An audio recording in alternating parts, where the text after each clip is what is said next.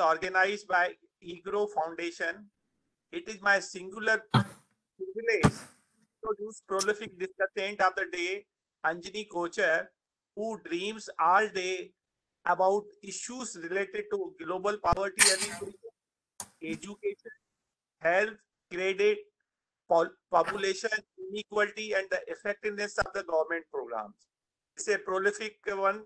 She is former Indian Program Director at the Stanford Center on Global Poverty and Development. Prior to this, Anjini was an assistant professor of economics at Stanford University. Her research focuses on the microeconomics of the development, and her research work has been published in the leading journals, including the American Economic Review and the Journal of Political Economy. Kochar received both her PhD in economics and master's in international relations from the University of Chicago. Currently, she is senior research fellow, International Initiative for Impact Evaluation 3IE, which is popularly known as, which promotes evidence-based, informed, equitable, inclusive, and sustainable development. She is going to delve on the report on evaluation of National Rural Livelihood Mission program under the aegis of Rural Livelihood Mission of the Ministry of Development, Government of India. The main objective of the report was to examine NRLP to deepen the understanding of what works, what does not, why, how, and for whom. For this purpose, our team has analyzed the impacts of the program on a range of household and an individual level economic and social empowerment outcomes. She had paid attention to heterogeneity by caste, education levels, and village characteristics, and assessed the program implementation during the evaluation period and the quality of the institution created by the program on the basis of their functioning against prescribed norms. The study examined impact of program in 9 of India's poorest states, utilizing a large sample of over 27,000 households. The report also analyzed detailed data on self-help groups, village organizations, and cluster-level federations collected as part of the survey. All this evidence informed the impact evaluation and helped to develop a deeper understanding of how the program works. May I now request Anjini Kochar to take over and enlighten us with her research on National Rural Livelihood Mission. Over to Anjini. Thank you, Dr. Vishandas, and thank you also to Charan Singh for having invited me to this to give this webinar. We've been trying to arrange such an event for quite a few years now, and I'm delighted that it could happen. And thanks to all of you for your participation as well. I think that there are two background papers I passed on for this. The one is the main report, but I thought for this webinar, I'm not going to go so detailed just into the report. This has been a 3-year project so far, and it'll carry on for another year. And we're in the process of producing a bunch of thematic papers, based on the data. But my focus has always been on, what are the lessons for policy and what can we learn more generally from that. So that is how I'm going to organize this talk today. It is going to draw very, very heavily on the report, but it's going to focus on this. The title that I have, the new title I've given it is Designing an Institutional Framework to Reduce Poverty. So what have we learned about it from this program about the approaches to reduce poverty? I hope all of you can see the screen, but if not, please let me know.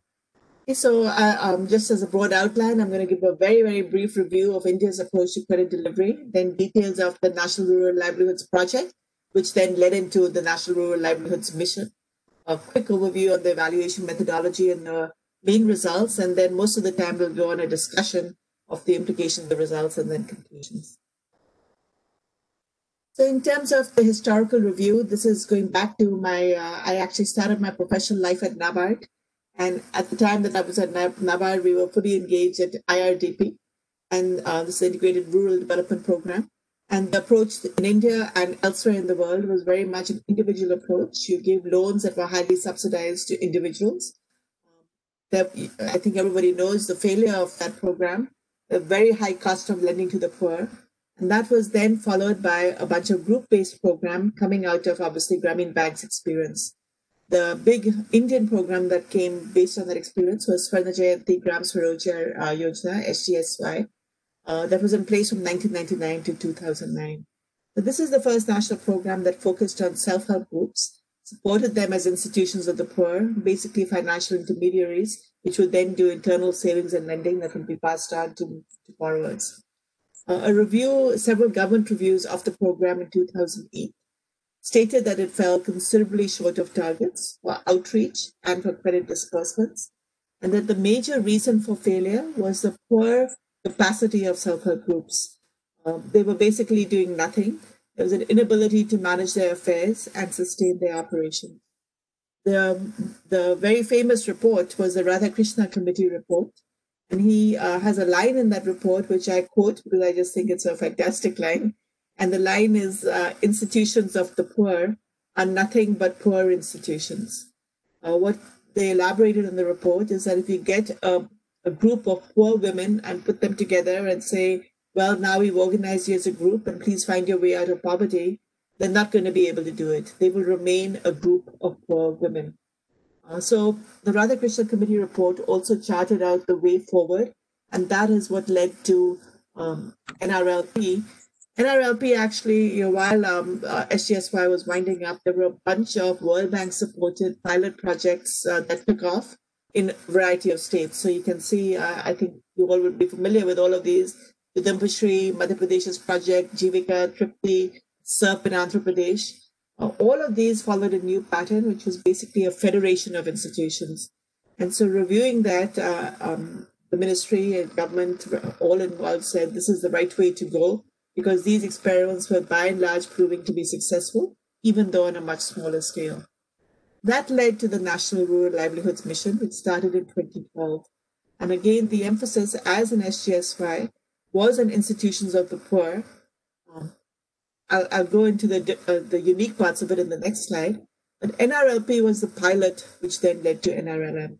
So NRLP started in the poorest blocks of the poorest districts. So essentially 400 blocks in 100 of the high poverty districts. It has since then been scaled up. So the unique features of NRLP, first, compared to SGSY, it is a federation of institutions. So this is perhaps the biggest difference. Instead of just having self-help groups, you have a federation. And again, I'll go into details of that federation in a minute. So the first is a federation of institutions. The second is scale. It's intended to have universal coverage. Scale is built into the program. And that's, again, a very important component that I'll be talking about in quite some detail later on. A third aspect is communitization. So all these, I think, are very unique, very innovative, and really places NRLP in a program by itself. I don't know of other programs like this globally that are being so innovative in their approach to poverty reduction. There are other features as well. NRLP has a very extensive database, and all these are in the database, and I would encourage anyone who's interested to look at that. Because as I said, I think the program is unique, really incredibly innovative, and one that I think it just has a lot of promise, and I'm constantly impressed by just what they are doing in that program. These other features, layering approach, convergence with our government programs, I'm not going to talk about those too much. Hopefully there'll be an opportunity at some future date to come back and report on some of the more detailed results we're taking on that.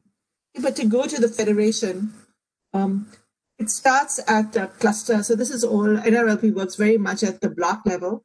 Blocks are then divided into clusters. So now you get a sense of what a cluster is. A cluster is approximately the level of a Gram Panchayat. In Orissa, in fact, and West Bengal and some of the other states, the cluster was taken to be the Gram Panchayat.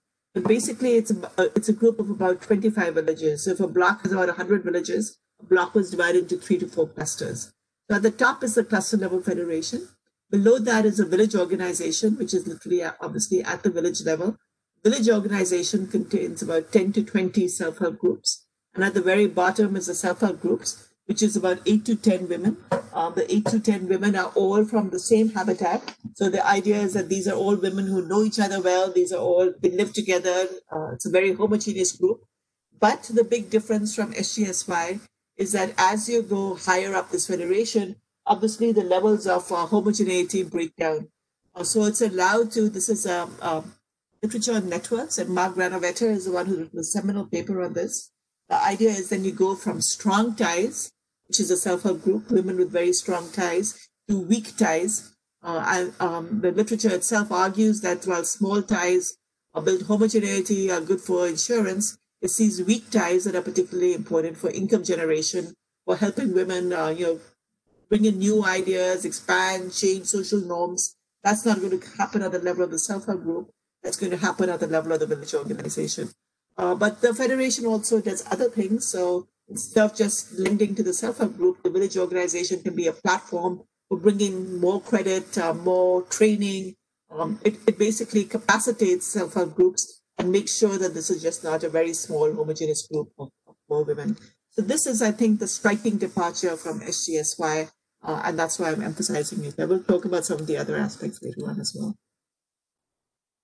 This is very briefly on our valuation study. As it was mentioned, it's about 27,000 households covering 9 of India's states. We use survey data, which I designed so specifically for the survey, and I hope you'll get a sense of the wealth of that data. That data will become publicly available at the end of next 2021. We also use administrative data from the MIS very, very heavily and combine it with census data. So it is really quite a unique and tremendous data set. The evaluation methodology used in the overall report, we recognize that the unique approach of NRLP required a different evaluation methodology. We wanted to do something which is different from what the standard impact evaluation does. Standard impact evaluation will just tell you, here's the impact of the program. But we wanted to get into, what is it that is making the program work?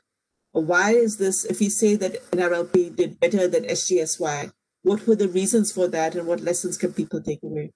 So if you wanted to do that, if you took that seriously, that we really want to learn policy from this, then you need to be able to identify the role of the unique aspect of NRLP. And that was federation, scale, communitization. A standard analysis evaluation methodologies for example, a difference in difference design would not do that. You'd have to start from the baseline, and then baseline, nobody should have started the program. And then at end line, they would all be 2 years down or 3 years down. Typically, the government is not going to wait for a 5-year window, so it's going to happen after 2 years or 3 years. And if you just have everybody at the same timeline, same phase of the project 2 years from now, you're not going to be able to learn about federation, etc. All those need variation, so you wouldn't have got that variation in federation. We also wanted to think seriously about scale. There's a different methodology, I think, required to address a program at scale, particularly a program like NRLP, which builds scale into the program. This is perhaps a good point to talk very briefly about communitization, which I entered earlier. As you know, when programs scale up, the big challenge is a capacity constraint and a resource constraint. So where are the resources going to come from as you enter into more and more villages? This was obviously, the resource part was built in, so I'm not going to talk about that so much. The other part is this capacity part. You're expanding onto blocks and villages. You need people to build up SAGs. So the way it was done was you started off with a team, a project facilitation team, or a team of community resource people, a CRP team. They would typically go into villages, stay there for 15 days, start the SAG process, be there to monitor, then move on to the next village. But to ensure the capacity of the SAG, there was a need for oversight, which had to come from the village organization. So there were needs for training, there were needs for specialized staff, there was a need for a custom level organization. That was all human capacity. So to ensure that when the program would go in, when they would enter a village, they would identify 1 or 2 active women in the village. These were the most educated members of the village. And they would recruit them into the program, provide them with the training. These active women would then turn into community resource people after adequate training, and they would then be responsible for expanding the program onwards. So at the level of the village organization, for example, there had to be a bookkeeper. At every SHG, there was supposed to be a bookkeeper. These are people who are identified and trained. At the village level and cluster level, there would be a community mobilizer. There would be somebody who would be taking charge of livelihood, somebody else responsible for financial inclusion. So these are all people drawn from the community into the program. In that sense, the program success depended on scale. It was as it scaled, it built up this capacity, and that capacity itself moved on. So you'll recognize that this is a very unique way of doing things. Not many other programs have thought so intensively about scale and moving up. Sorry, Mr. Vishnu, was there a question? Okay, so the methodology we used was a cross-sectional difference in difference. NRLP was phased across blocks and village, so we just have one survey, an end-line survey.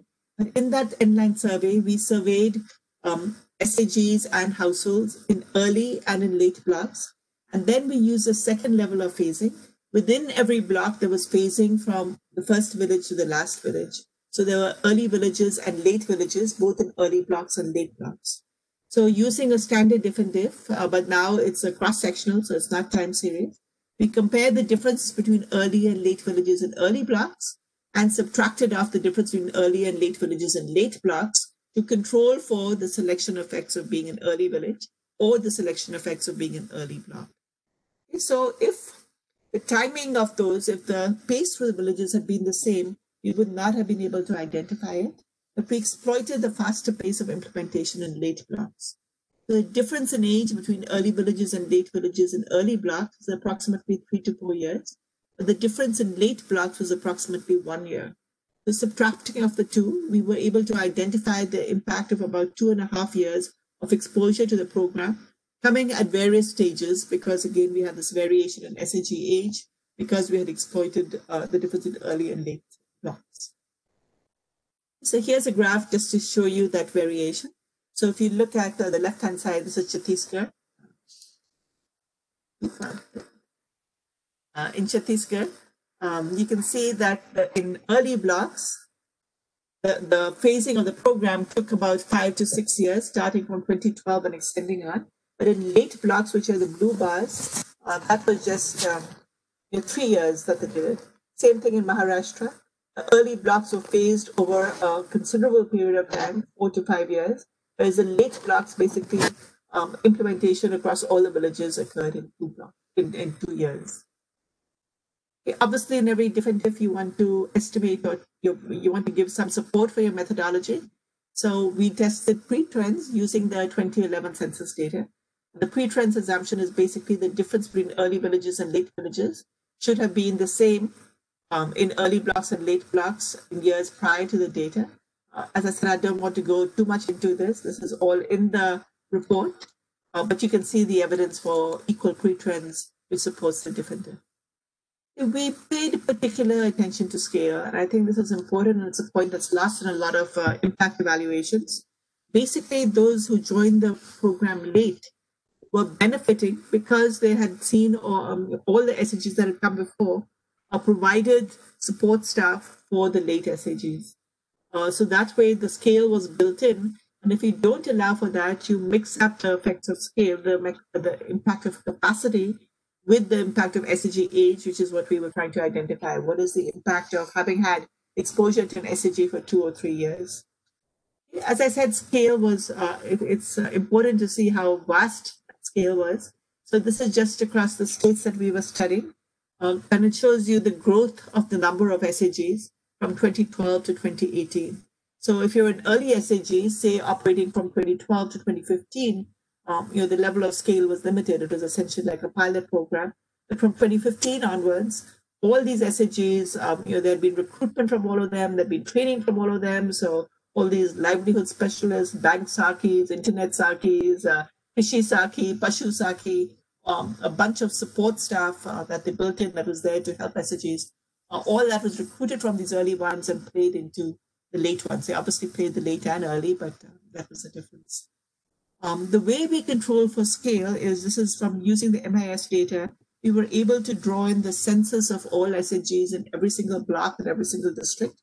And so we built in controls, which were the number of SAGs in other clusters of the block at the time that that specific SAG started its operations. So it's a SAG-specific measure, and it relies on this variation in this number across blocks. And just to show you how extensive that variation is, the graph on the right-hand side is for different blocks of Jharkhand, and it shows you within each block the variation in phasing. So if you were in this particular block, but you were an SAG that started in 2013, in that same block, you can see that variation in phasing. So again, telling you that the variation was very much at the level of the village. And so it's possible to identify and allow for these differences in scale effects. Okay. Again, the results, I'm going to be very, very quick, just in the interest of trying to get through this and leave a lot of time for discussion. The overall result is a significant but limited positive impact.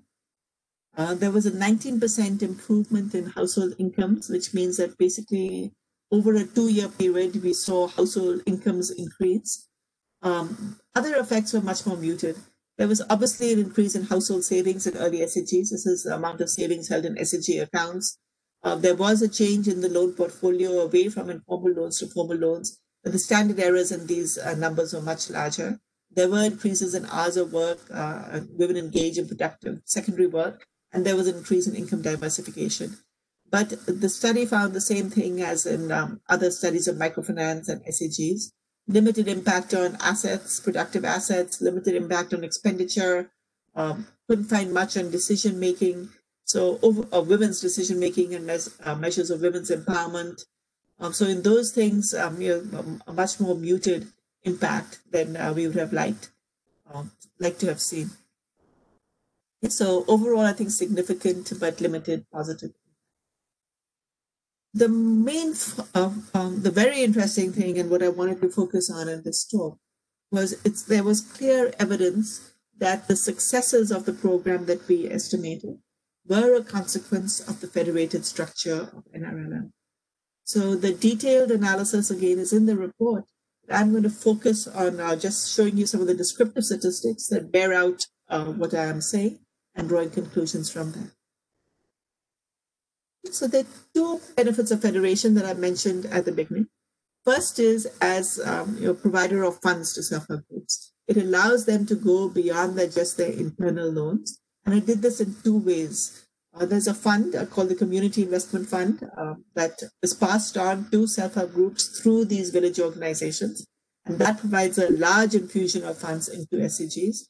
And then VOs also help to link SAGs to banks. So there was a provision that they could do this if a VO hadn't been formed. But in reality, it was only after the formation of VOs that banks started lending to self-help groups. So the first benefit of federation is in terms of funds. The second benefit is in terms of SAG quality. I've mentioned this already, that VOs are supposed to oversee the quality of SAGs.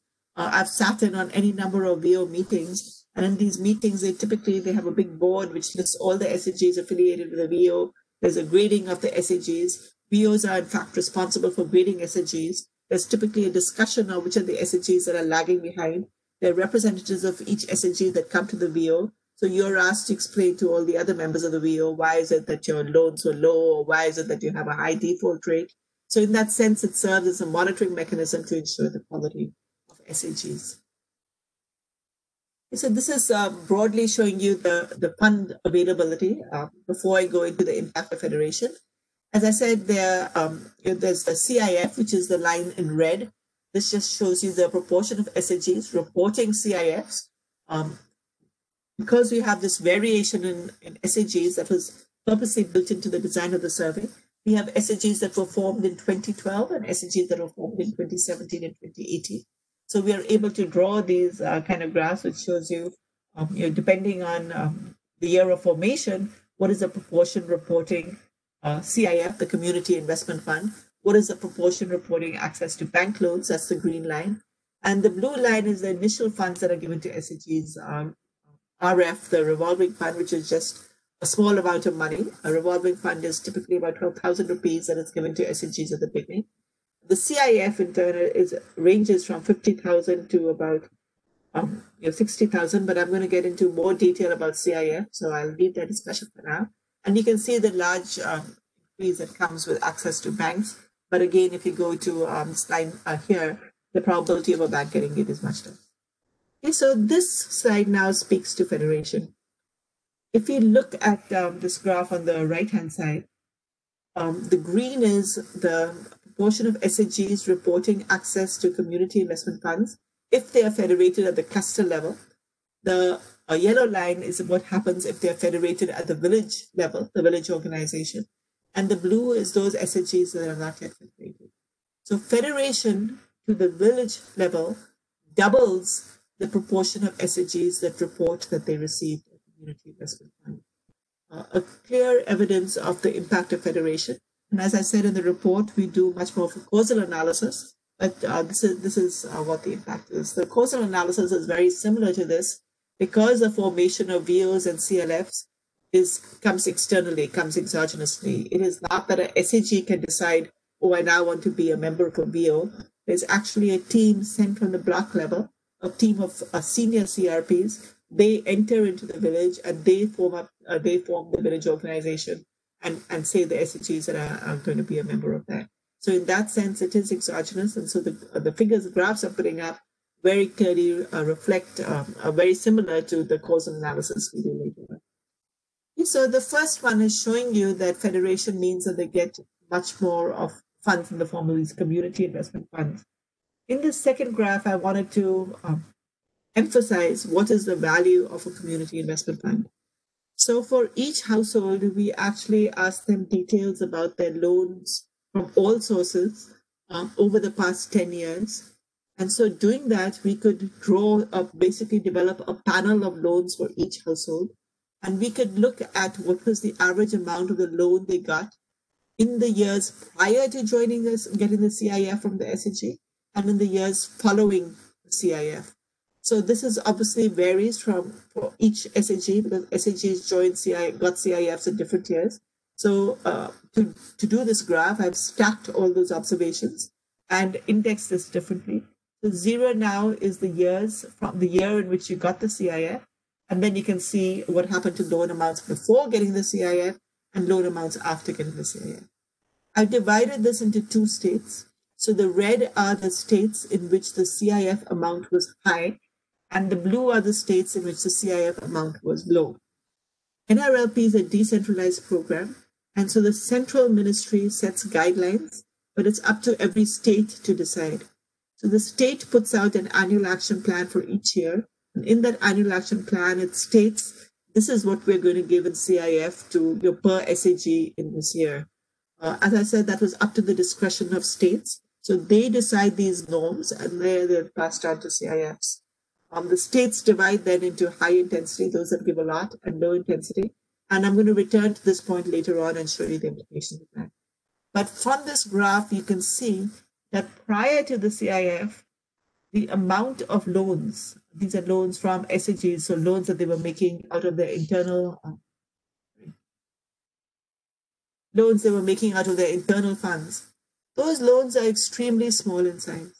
And this is one answer to why the impacts are limited. And in fact, impacts from other programs that have, other studies that have looked at SHGs and microfinance, those are also show limited effect. The reason is that left to themselves, the amount of loans is very small. We actually know this going back to Grameen Bank, but you see this repeatedly even now. By themselves, SHGs provide very, very small loan amounts.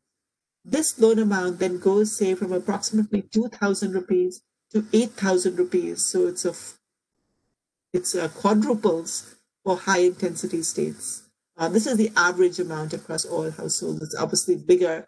So with CIF, I would constantly find some women had borrowed 30,000 rupees, some had borrowed 1 lakh, some had borrowed 25,000. But the average amount shows this huge increase. And that stays. The loan amounts, average loan amounts then remain high. In low intensity states, you also get an increase, but that increase is much less. And there's a significant difference in loan amounts across high intensity and low intensity states. So basically, again, to summarize this slide, if you are federated, you're much more likely to have these large infusions of funds. And with those large infusions of funds, the loan amounts you extend to borrowers, the benefits to borrowers are significantly higher. The second aspect of federation that I mentioned was SEG quality. So this is measured within the program by something called the Panch Sutra score. So the Panch Sutras, I listed these at the bottom. They're regular meetings, regular internal lending, regular timely repayment, and up-to-date books. So the score is out of 5. And you can see this is a histogram of scores. So the average score here is about 3. But if you compare Panch Sutra scores by those SHGs that are federated, those are in blue, and the red ones are those that are not federated. Again, you can see the clear impact of federation on the quality of SHGs. So the Panch Sutra score is 20% higher for those that are federated versus those that are not federated.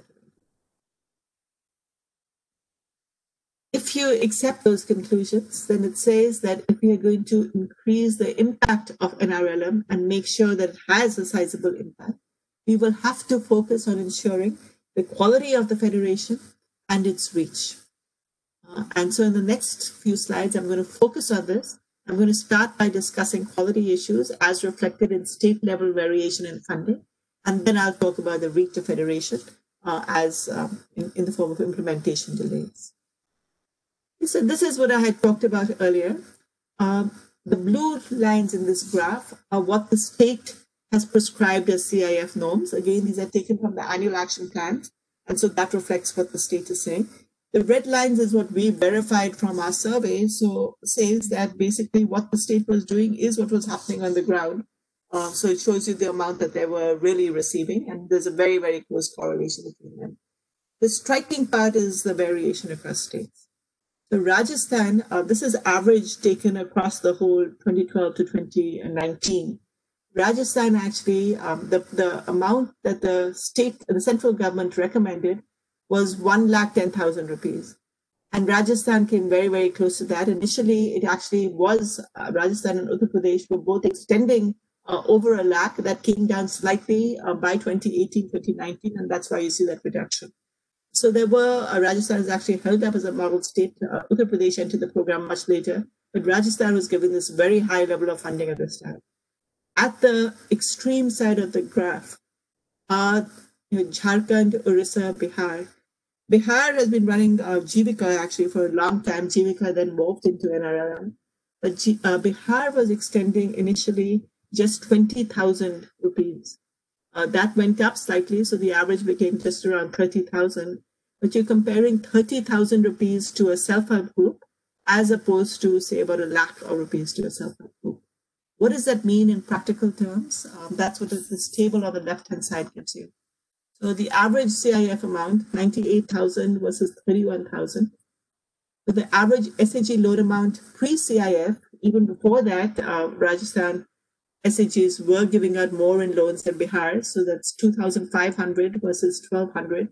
But after they received the CIF, Rajasthan jumped from 2,500 to 8,400, which is a 6,000 increase.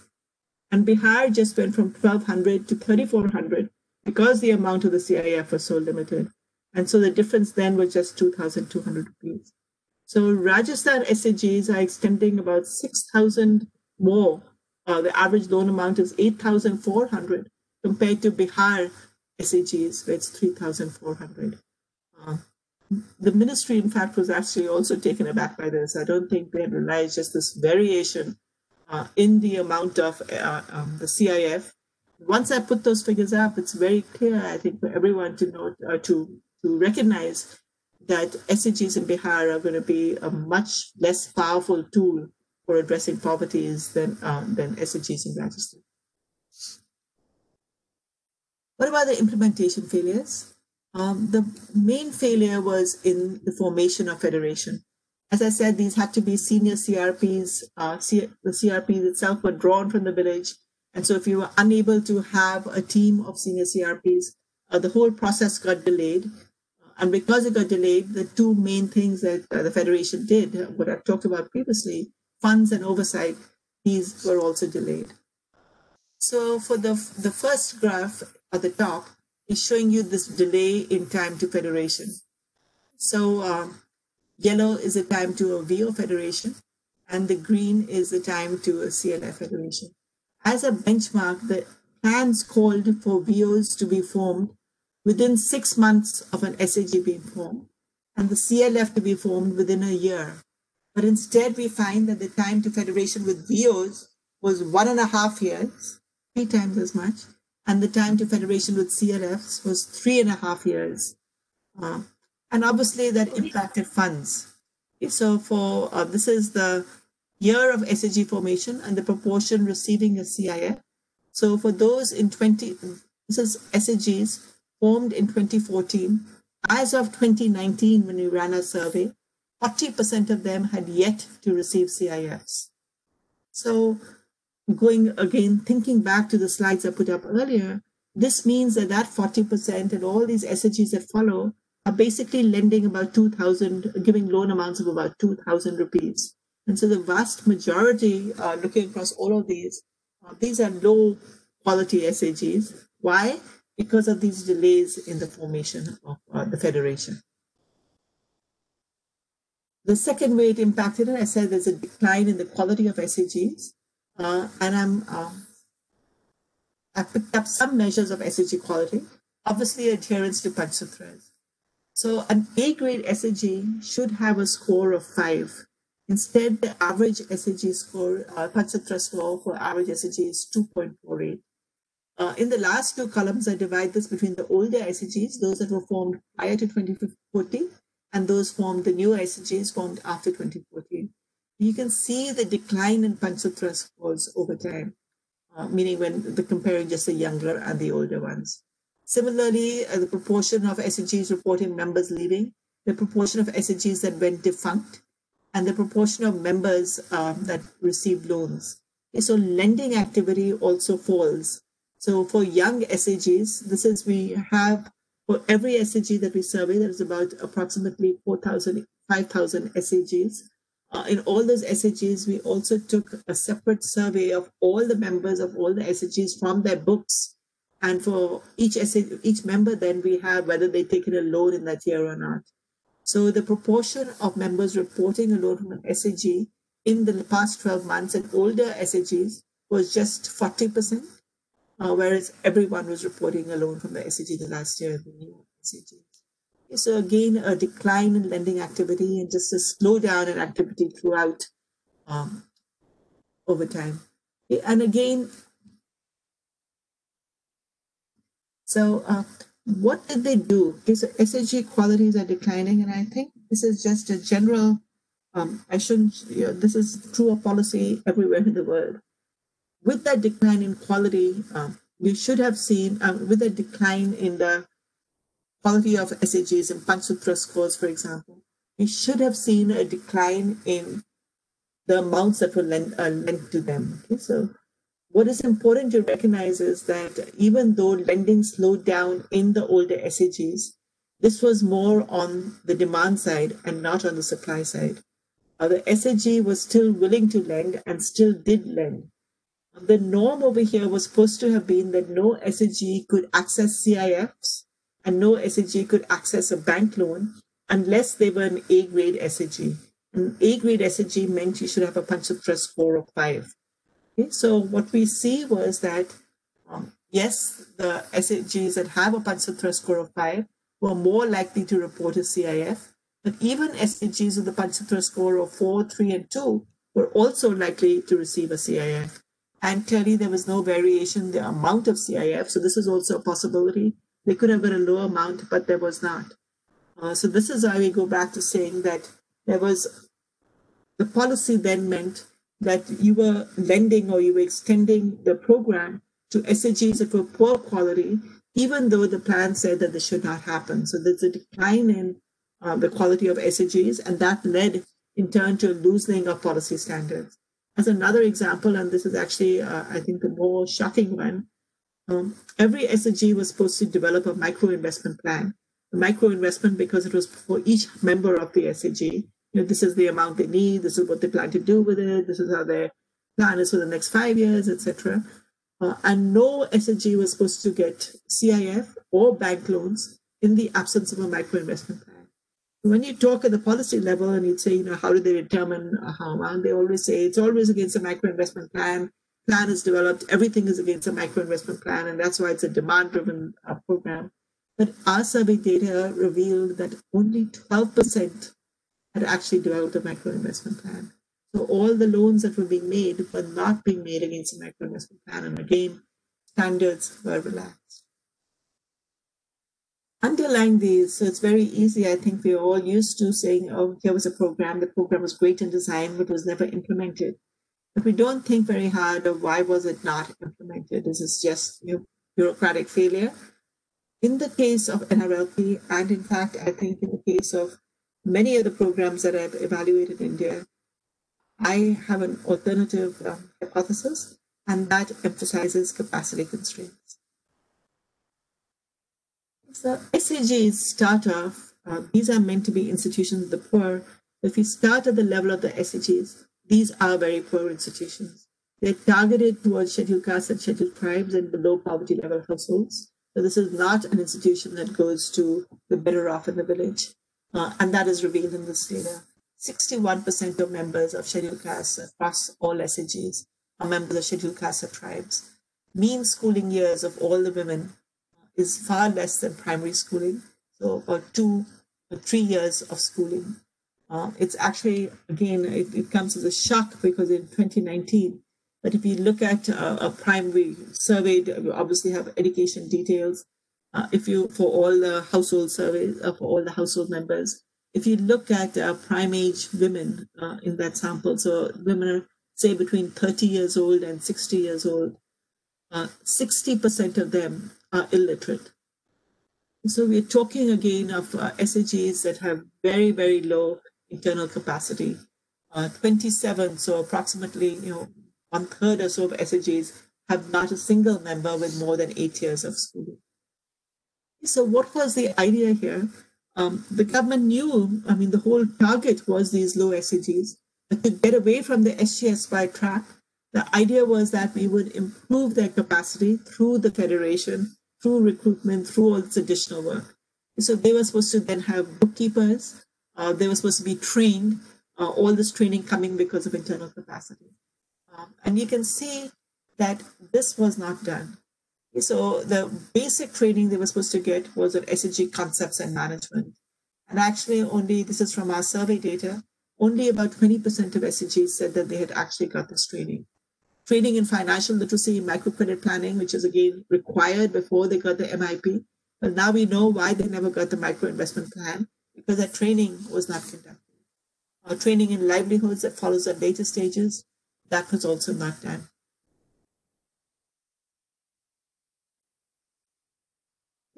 This is again just showing you by scale, and this is taken from the Jharkhand MIS. So this is data, you could say that perhaps our survey data was not accurate, didn't properly capture it.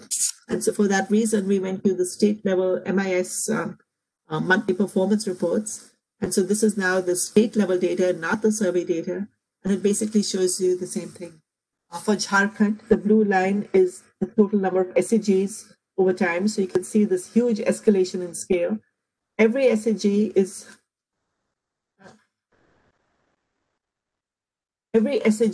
supposed to have basic training. That's the red line. So you can see that as the program scaled, initially it wasn't that bad. But as the program scaled, they were unable to keep up with basic training. So this gap increased. Every SAG is supposed to have a bookkeeper, but you can see that that was not done. So these are members of the SAG who were then supposed to be trained. But you can see how a lot of them did not have it. And then the bottom lines are these active women, which were again supposed to have increased with scale, and bank mithras, which did not happen. This was at the SAG level. If you go to the VO level, you can see the same thing. Now there's a greater probability that the VO will have a bookkeeper. But VOs with training, again, that gap increases as the program scales. So as the program scaled, what happened was that this plan to enhance capacity and ensure that a capacity constraint did not come into play, that is where it failed. And you can see quite clearly from these graphs that capacity constraints have become more binding as the program has gone on. Why is this the case? You could again say this is a failure of the program. the program, was meant to have done this. So perhaps they just didn't do the recruiting and didn't do the training. My hypothesis again is different. So to be recruited, so for example, to become an active woman, which is the basic, and then from there to become, say, this community resource person, from the CRP you get all these other people, the bank sakis, Bashu sakis, etc. There were minimum education standards. You had to have a minimum of 8 years of schooling, and then for some of the higher positions, you had to have a minimum of 12 years of schooling. But go back to what I showed you about SAGs. We are working in areas where women don't have 8 years of schooling and women don't have 12 years of schooling. So to go into a village which is very poor and say, well, show me the woman with 8 years of schooling who is a member of a scheduled class and scheduled tribe, you're not going to find that woman. And that, I think, is something that programs have not taken into account. I'm going to just sidetrack a little bit and talk about very quickly about what happened in a program in Bihar. It was the Udipika program. This was at Anganwadi centers. And the idea again then was to increase the capacity of Anganwadi centers because all the Anganwadi workers had very, very low levels of schooling. So the program was supposed to just find one woman in the Gram Panchayat with 12 years of schooling, and she was going to be like an overseer of all the Anganwadi workers that came into the Gram Panchayat. When they ran the program, so again, as I said, it was designed, but no one thought about this. But when they ran the process of recruitment, they could not recruit anyone. There was just no one there who met the standards. A lot of women applied, but they were all taken off. So they couldn't, the program literally did not get started for 2 years. And then the only way it got started was they relaxed the standard, the same thing that we saw in NRLP. Instead of saying, okay, we must have a woman with 12 years, they dropped that quite considerably. There was an entrance exam that they were supposed to get, for which they were supposed to have an entrance score of 80% or over. That score of the exam was dropped to 40%. So basically, they gave up on developing a high capacity program for Anganwadi workers in Bihar because they were not able to address the capacity constraint. This is my last slide, and I'm going to end with that. I wanted to again say that these are things that we don't think of when we design policies. These are SAGs that are the low education SAGs. As I said, the capacity was supposed to come from the village level. You're linking them to what you think is a more educated workplace, and then from the Gram Panchayat level. But low educated SAGs, that's the main level of schooling in these SAGs, they are located in villages where the education level is also low. And those villages are located in Gram Panchayats where the mean education level is low. So if you're poor, you're in a geographically poor area. And the idea that you can build on local capacity to improve overall capacity is just not there. Conversely, if you're a highly educated SAG, which means education with at least 2 members with greater than 8 years of schooling, then you're in a village which has a higher level of education, and you're in a Gram Panchayat which is a higher level of education. So this is what I think is a fundamental capacity constraint when we talk of decentralized programs, that we have not addressed that. NRLP addressed everything in its implementation guidelines, but you didn't see this graph there, and they didn't talk about how can we have a decentralized, localized program improving capacity unless, just as we do for financial resources, in financial resources, we are used to putting a huge infusion of funds into SAGs. That's what bank credit does, and that's what the CIF does. But on the human side, we don't think of that. What these SAGs also need is a huge infusion of human capital into the SAG. And the way we think about finance, we have not switched over and started thinking of human capital in the same way. In terms of conclusions and policy level, the key to NRLP success, I think we show, is federation. But federation is impeded by capacity constraints. There's a huge challenge of scale in a country that is still coping with low levels of adult schooling and with significant schooling disparities across regions. Unless we start taking these human capacity constraints seriously and developing a realistic plan to address those, then the impact of programs like NRLP, though positive, will remain limited. Thank you.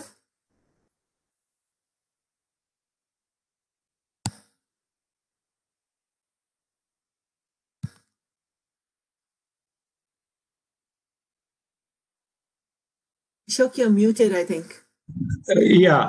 Sorry. Sorry, I also went over a little bit, but I think we started late, so I hope I'm not too much over time. No, it's fine. I understand. And this was, let me thank you very much for such a masterful exposition. I am audible now? Yes. Yeah, I must thank you on behalf of EGROW Foundation and on my own behalf for your wonderful and masterful exposition that gives you the so deep insights into the program. I think you have done a wonderful job. Now, few questions strike my mind. See, the financial inclusion and the financial empowerment or financial literacy beyond if you cross the threshold, then women get more empowered within the household in terms of the decision taking ability. But when it is not large enough, then it is because your evidence shows it's a mixed bag kind of thing. And when the loan amount are not sufficiently high, then it doesn't get the women do not get empowered. So what is the threshold according to your recommendation? I mean your analysis. This should be the minimum, and that will be useful and impactful. That is one question. And second is, you have obviously seen that there are schooling disparity across region. And my hypothesis is, because long back I have also served in the Ministry of Rural Development, other things being equal, the caste includes the literacy. Have you seen the multivariate kind of the determinants which affect the power of women to take the decisions? And this also relates to how, if for instance, I have visited few villages where even woman is a sarpanch, but then she is dictated by the male member of the household. So your comments on this? Thank you. Those are excellent questions. I'm delighted that you asked them, because they speak to topics that are very close to my heart.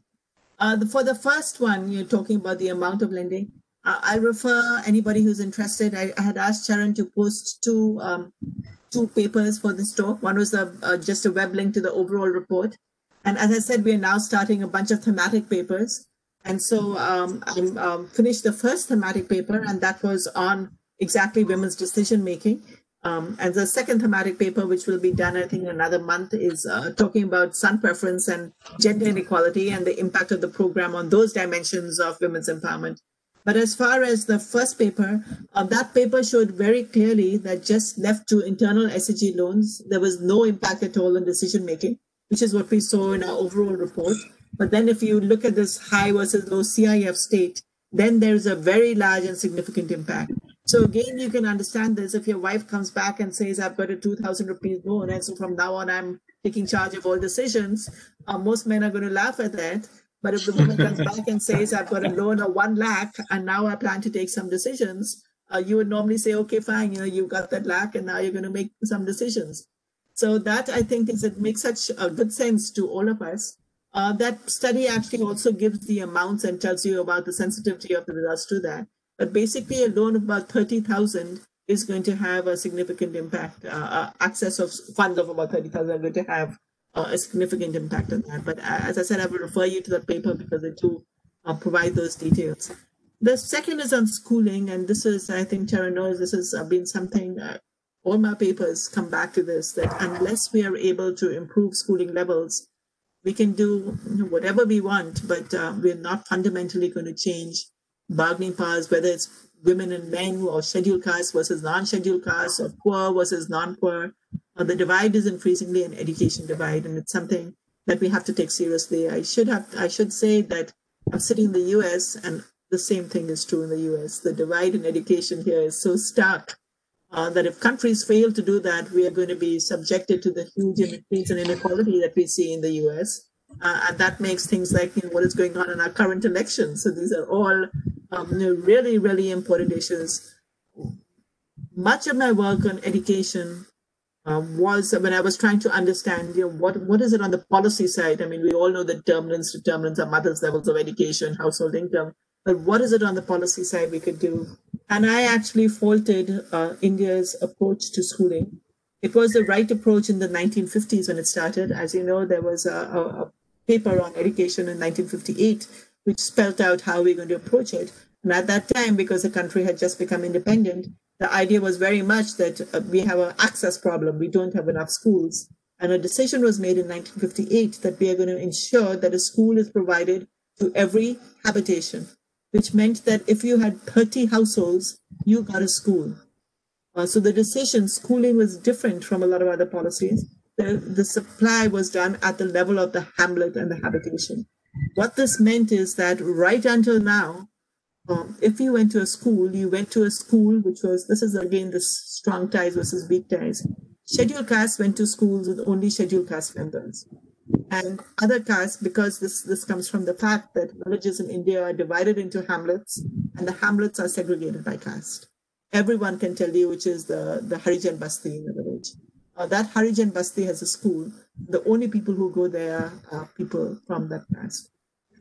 As I said, I have spent too many years of my life looking at this and going to those schools. The teachers are not from scheduled castes. Again, we have a reservation process that sort of ensures that is not always the case. But when you speak to the teachers, they will tell you, these children are from such poor backgrounds, they can't pay attention, there's no, so we can't teach. The quality of teaching is poor, the school infrastructure is poor. If you have a school with just, and the reason I think is, one, of course, is that they are only scheduled caste schools. But the school in a hamlet which has 40 households, the total size of that school is 20 to 30 children. If you have 30 children over 5 grades, no government in its right mind is going to invest in a science lab or playground or basic facilities. It's just not feasible. The new education policy is trying to do that. And a lot of state governments, again, Rajasthan, I think, is the one that has gone furthest, have started a program of consolidation of schools to get away from the small school, isolated school problem. What I would love to do research on that. So if any of you have contact in the Rajasthan government who can actually give us or partner with us in doing that, I've tried very hard to get that because I think this is so fundamental and such an important policy, and it has not been given the attention. As I said, again, the new education policy has said that there will be a consolidation of schools. Schools will be organized on a cluster level. That kind of research is not really being done. Unfortunately, these RCTs have taken over research, and so you find research on whether you have an additional teacher, whether that makes an impact. But really what is required is research on these policy issues. Sorry, that was a very long answer, but that is, as I said, something I worked on for a long time. There is a few other questions. That's Vijay Kumar. He's one of our audience. He's asking. Of course, you have given that about 27,000 is the sample size. He's asking what is the percentage sample size for the study in terms of percentage of the population. Your sample size constitute how much percentage? I don't know that number straight off. So as I said, we just concentrated on certain blocks and certain villages.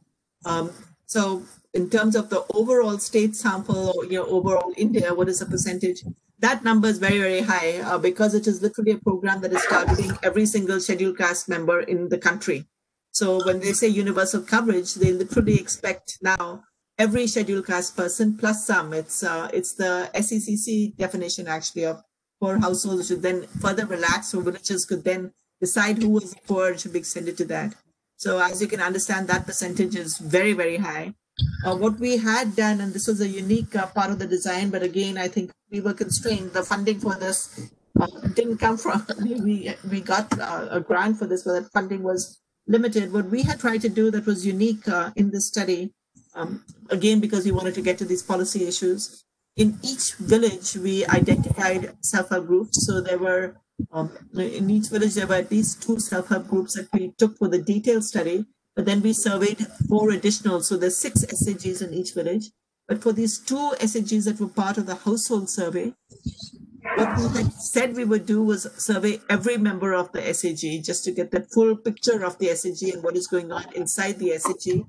That because households are migrating and not there, we weren't always able to do that. But even then, on average, we got half the members of every SAG in the household survey.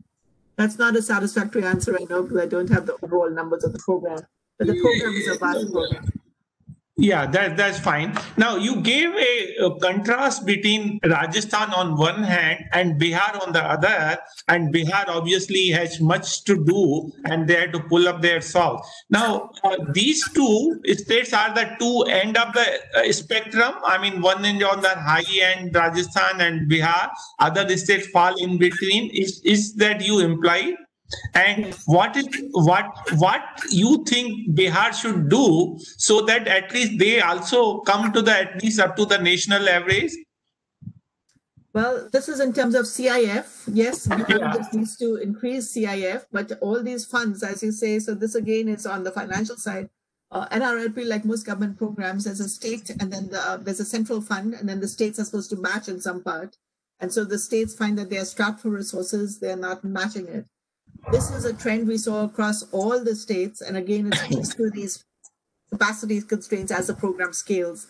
Even states like Rajasthan, over time, they ran out of resources. So if you have not, so all the states came down in the amount they were extending over time because they said we just don't have the money. Bihar, I feel bad saying, giving a critical impression of Bihar, because Jivika is really held up as a landmark program. There's a lot of success associated with it. But Jivika, as in Tripti, as in all the other programs that have been running for quite some time, those programs started, say, in 2009 even. And so, in a sense, this is what a lot of people have written about. Program fatigue sets in. You've run out of that initial enthusiasm, and this was something so new. But I think of program fatigue as just constraints. You're now recruiting people and not getting the same level of training because you're training millions of people instead of your 5,000 people. There's a big difference when we implement programs on scale or not. And keeping that enthusiasm up, I think, is different. There's another, so again, getting back to your specific question, I always deviate from that. The ministry has issued new guidelines to all the states, asking them to increase the amount of CIF and ensuring that there is a certain amount. I think they were very happy to have the paper that we passed on, because they can actually now, instead of Bihar just doing what it was, you can now have a graph which shows you here's Bihar and here's Rajasthan. It's always very interesting to have that fed back. I have to say some of the very, very positive things. As I've started my career actually in NABARD, so I've been in policy for many, many years. One of the great changes I've seen is our engagement with the ministry is fantastic. The people we are meeting with the ministry are really committed, really dedicated. They've always really committed and dedicated. I'm not saying that. But the extent to which they are taking our research seriously is really something which is tremendously gratifying to me. Taking it seriously in that, of course, we've done a number of presentations at the ministry level. But apart from that, now in the next month or two, we will be engaging with the state governments, making presentations to all of them and saying, this is what's going on in the state. So Bihar will hear directly from us. Apart from that, within the ministry, so for example, ministry will have people who are working on financial inclusion, other people who are working on, we are engaging with each one of those subdivisions within the ministry to draw out the recommendations of the report. Yeah, I'm mindful of the time. We are running short of time, but before we let you go, I just have one last question from my side.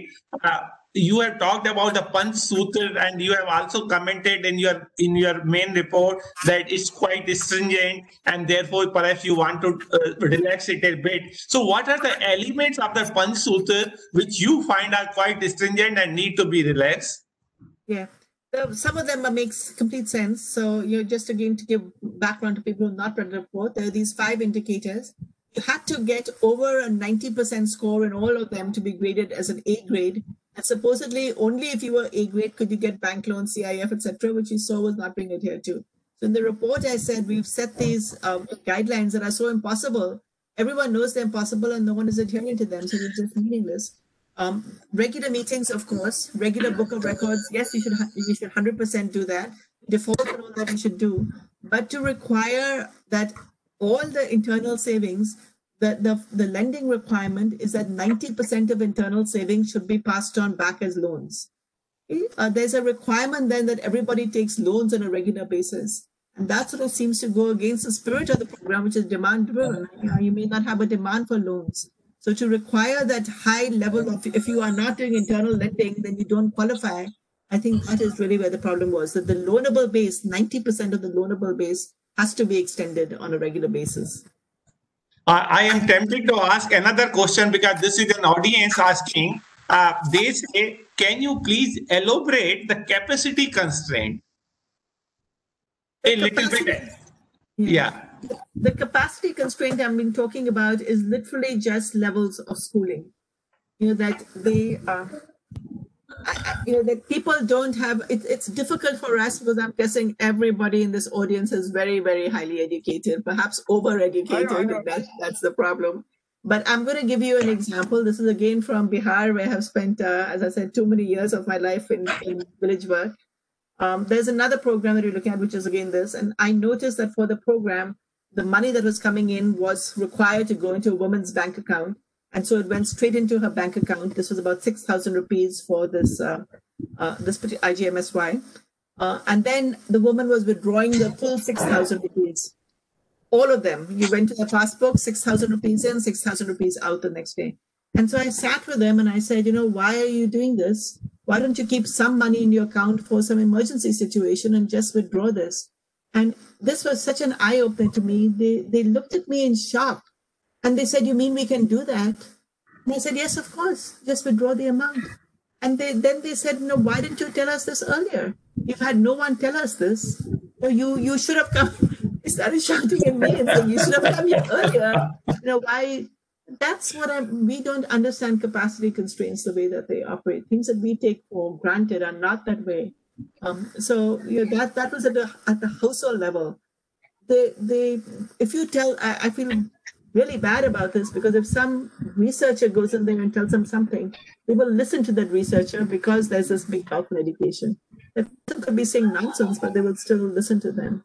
So this ability to make decisions, the ability to draw up a micro investment plan, for example, they are supposed to sit and think about how much loan will they need for different purposes. You need a certain level of education for that. The people who are training them, that's what I mean by the capacity constraint. The people who are training don't necessarily have that level of education, and it goes up along the scale. I hope that answers your question. Yeah, you're right. Now, before I give you the formal, Charan Singh, so Charan Singh will say a few words and maybe he has a question. Over to Charan Singh before I give a formal vote of thanks. Charan Singh, yeah, it seems, yes. Anjini, as always, your presentations are so elegant and so analytical. Here is a question. I wasn't very sure if I've understood it. You are from NABARD, and I thought when we started the SAG, one of the things was providing finance and creating employment. And to that extent, because you've done such an extensive study, you find that objective to that extent has been fulfilled. Are they able to begin some small enterprise, and has it helped them in creating employment? And related to this is, how about poverty? Do you find, or was it part of your questionnaire to find out if it addressed the question of poverty and poverty eradication? And the last bit is, you mentioned about the education policy 1958. We have just had a new education policy. And I do not know if you had a time to look at it and if you have any thoughts about it. Thank you. Karen, started the last, one of the early questions was on that. So I mentioned the new education policy and I said it's all in the right direction.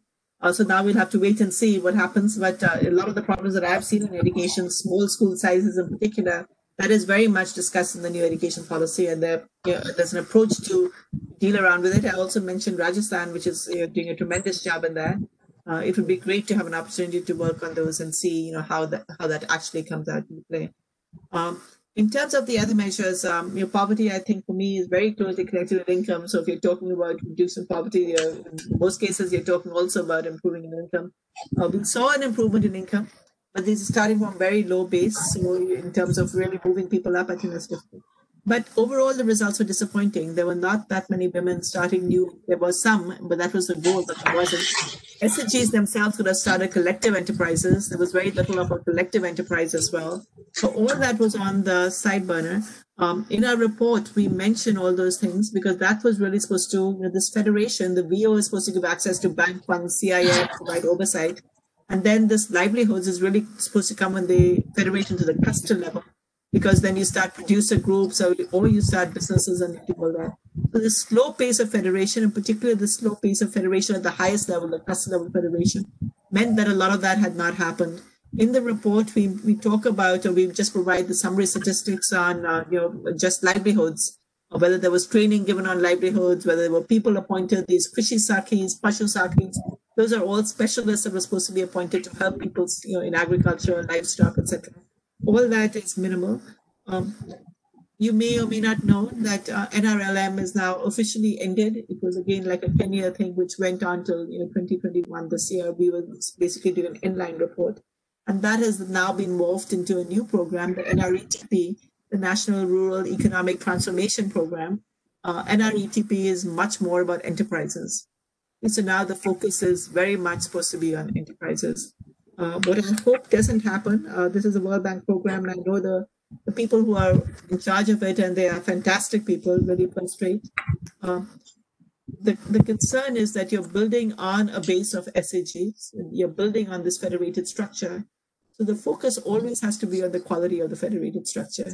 Otherwise, you're going to end up with inequality. There's some people who are going to be able to exploit the federated structure and get access to the large amounts of money that come in. And that's the data I put up on these older SAGs. We see that average lending has gone down, but average loan size has actually increased because one woman is now borrowing, and she's borrowing $1 lakh or so, whereas all the others are out of it. So those are the things you have to pay attention to going forward. Great. So, Charan, any other question, or because we are now overshooting the time. Let me extend the formal vote of thanks.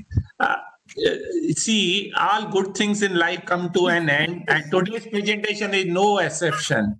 We are grateful to you, Anjini, for giving a masterful exposition. You dissected the issue layer by layer and peel by peel. And presentation was an unobstructed and very, very smooth and very easy to digest this. And it was a masterful landscape of rural livelihood mission, and we got new insights into it. We were delighted, and it was a sheer delight to understand your analysis. You covered a very, very large the landscape and went into the depth. Both there was width and depth in the subject, and then it was a sheer delight. We will remember and will read it once again. I have access to your paper. You refer to one of them, Charan Singh has gave me. I found it very, very interesting. And on behalf of EGROW and on my own behalf, I thank you very much for giving such a panoramic view of this very important subject, especially for a country like India. Rural India is very, very important. I'm also thankful to Charan Singh, who organized this webinar, contacted you as a wonderful discussant. I'm grateful to our chairman, Dr. Arvind Virmani, who was the leading light and he gave the guidance. I'm also grateful to my other two directors, Dr. Ratan Chand, Dr. MP Singh, he the colonel, and my heartfelt thanks to all participants. And they were very, very excited, asked very important questions, and they took a lot of interest in the subject. And because of this exposition and the discussion was personally fulfilling, intellectually rewarding, and academically stimulating. So thanks to one and all, and I will be failing in my duty if I do not give my thanks to my IT fellows, and they were working on it. They organized all these things which are not visible very, very easily, but I know they have done the lot of work. So thank you one and all. who are directly or indirectly related to this webinar. We were immensely benefit, and thank you once again, Anjini ji. My sincere thanks to all of you. I know this has been a late hour and it's an unusual hour, so very, very appreciative that all of you stayed on. And it's always a pleasure, I think, to engage with anyone in India. So it was makes me very happy that we were able to organize this. And many thanks to Charan Yes. and of course to you, Ashok, for moderating this so well. So sincere thanks to everybody. Just a brief announcement. Thank you, Dr. and Dr. Ashok. Next week, we are having Dr. Kose at University speaking to us on COVID-19 and housing. So the webinar next Friday, 5:30, 6:30 p.m. Requesting everybody to please join. Thanks again to everybody for joining us as well as the attendees and participants. Thank you very much. Thank you.